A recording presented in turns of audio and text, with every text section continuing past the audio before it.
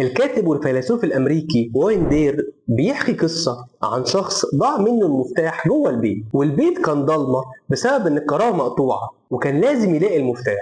فبدأ يدور على المفتاح في الضلمة، بس طبيعي ما لقاهوش.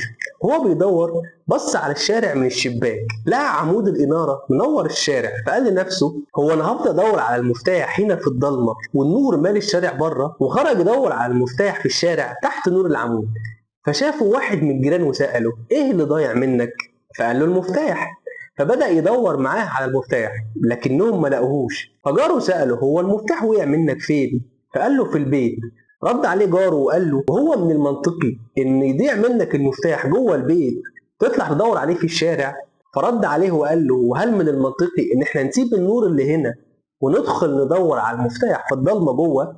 مع الاسف معظمنا بيعمل زي صاحبنا ده، وبنروح ندور على التغيير في الخارج لمجرد ان الداخل مظلم، مع ان الشيء اللي بندور عليه موجود داخل انفسنا وليس في الخارج. قهوتك اللذيذة او مشروبك اللي تحبه، وتعالى اقول لك من اين يبدأ التغيير.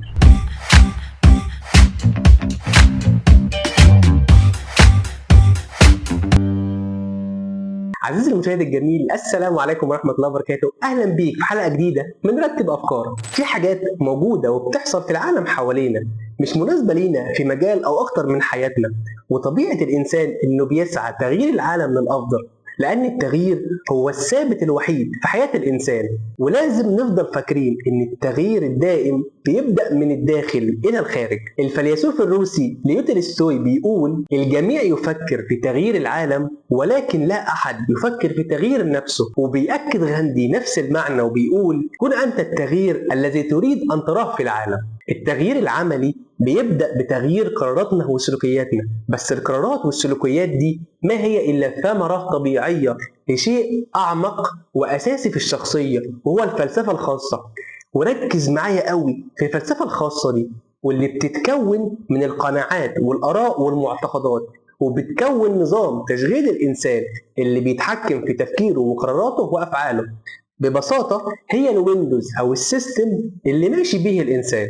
وعشان كده بنلاقي الدين بيستهدف الفلسفة الخاصة للإنسان، لأن الطريقة الوحيدة الصحيحة لإصلاح العالم تبدأ بإصلاح أنفسنا عمليا من الداخل. يعني التغيير اللي بيبدأ من الخارج ما بيوصلش لشيء دائم وحقيقي. مثلا لو لقيت الوقت في ساعتك مش مظبوط، هتطلب من الناس يظبطوا ساعتهم على توقيت ساعتك؟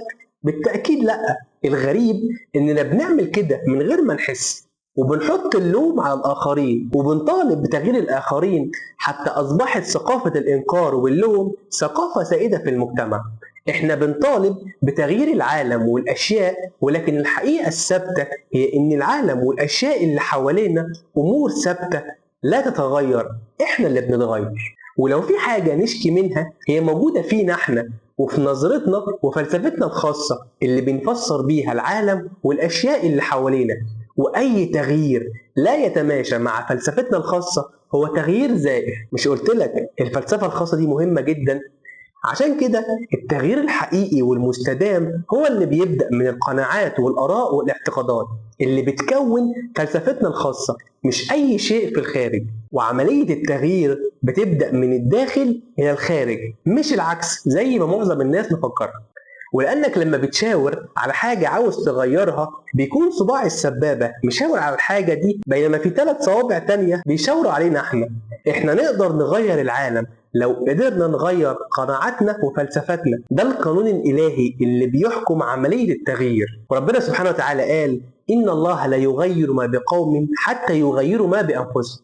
وهنا بتبان أهمية تزكية النفس، واللي معناها تغيير ما بداخل النفس إلى الأفضل، أو استبدال ما بداخل نفوسنا بالأفضل.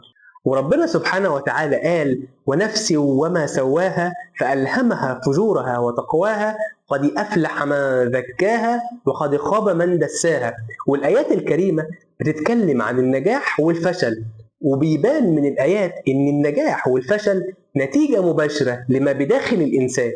فتغيير المجتمع من حوالينا بيبدأ من تغيير أنفسنا من الداخل، وتغيير بلادنا للأفضل بيبدأ من تغيير شعوبنا للأفضل من خلال التوعية والتنوير ونسف القناعات السلبية اللي رسختها الأغاني والأفلام والدراما المبتذلة اللي غرضها الربح فقط.